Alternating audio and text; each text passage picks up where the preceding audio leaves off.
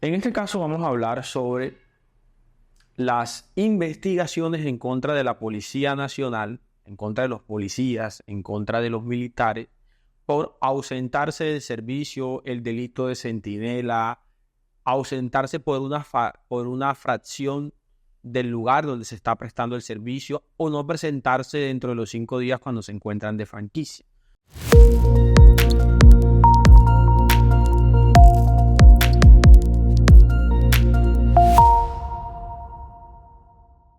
Todas estas faltas tienen algo en común y es que no estás prestando el servicio o no te colocaste a disposición del superior o no estás en el lugar en el cual, según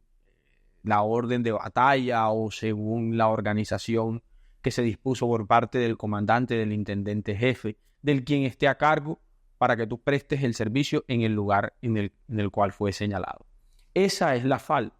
¿Por qué esta falta es tan importante saber defenderse de ella? Porque se encuentra dentro de las faltas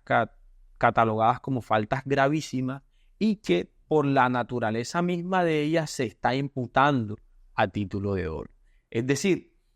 cuando se nos está investigando por esta falta y al final perdemos el proceso disciplinario, es decir, nos sancionan disciplinariamente, sea ante la Oficina de Control Interno Disciplinario de las Fuerzas Armadas o sea ante la Oficina de Control Interno Disciplinario de la Policía Nacional, en una o en otra situación no habrá un resultado diferente frente a la sanción que la destitución e inhabilidad. Entonces, como la destitución e inhabilidad es la consecuencia de perder este proceso, realmente hay que hacer una defensa. Y esta defensa debe ser organizada de tal forma que al final de dicha defensa podamos llegar a la conclusión,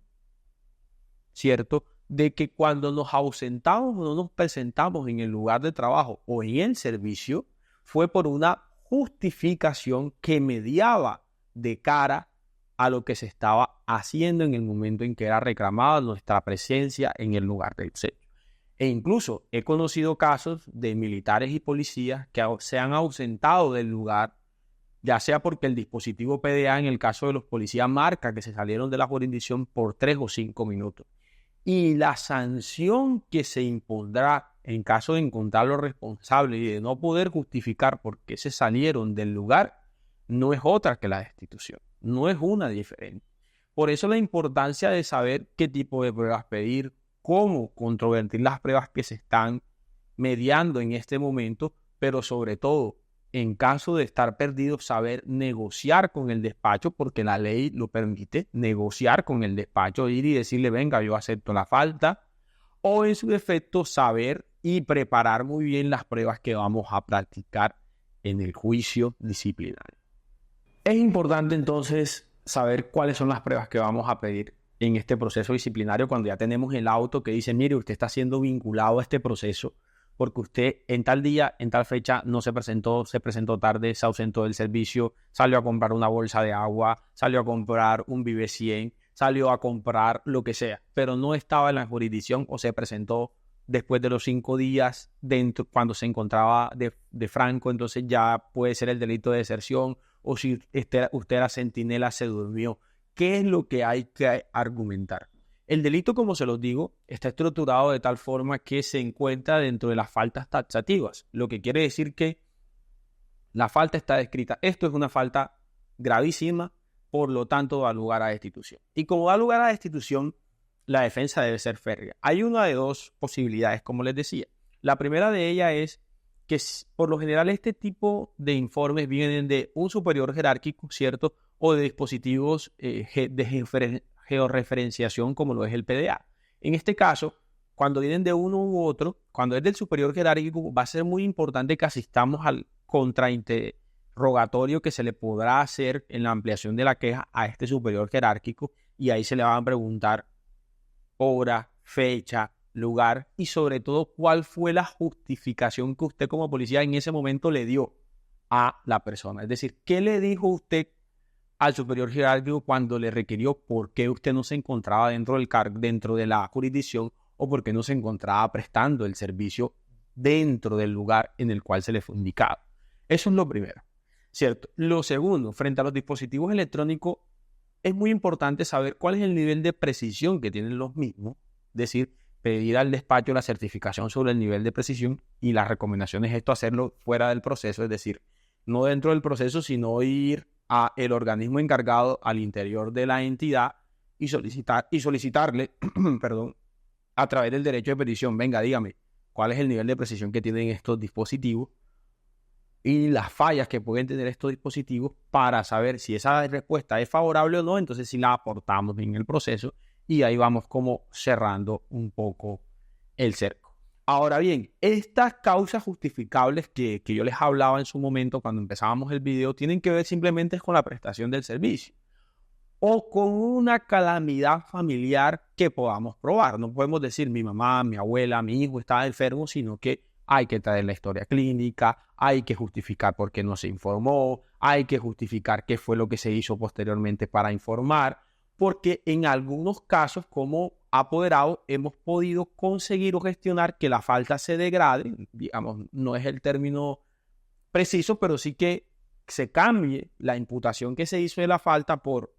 abandono del servicio, abandono del cargo, cualquiera que sea, por el dejar de informar. Por ejemplo, cuando se está dentro de un procedimiento de policía de persecución, ¿cierto? Y por la misma velocidad, la naturaleza y los bienes jurídicos tutelados que se encuentran digamos, en contravía y en peligro, no se tiene el tiempo de tomar el radio e informar, sino que al contrario se está en un estado de alerta total. En ese momento, ¿cierto?, se puede encontrar frente a una causa justificada y decir, es que yo me salí de la jurisdicción, estaba justificado,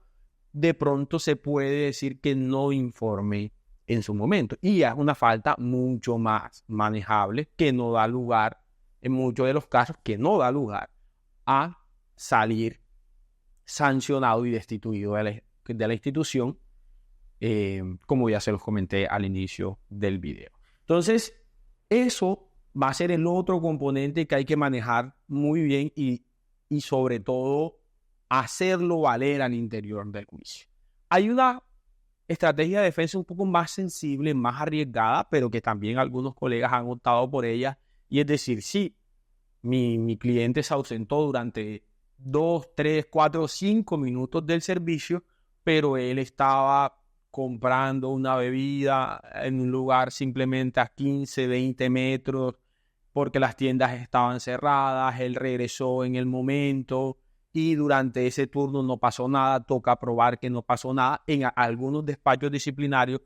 han accedido a no declarar responsables en este tipo de delitos, en este tipo de faltas disciplinarias, por ausencia de ilicitud, por no existir ilicitud sustancial del comportamiento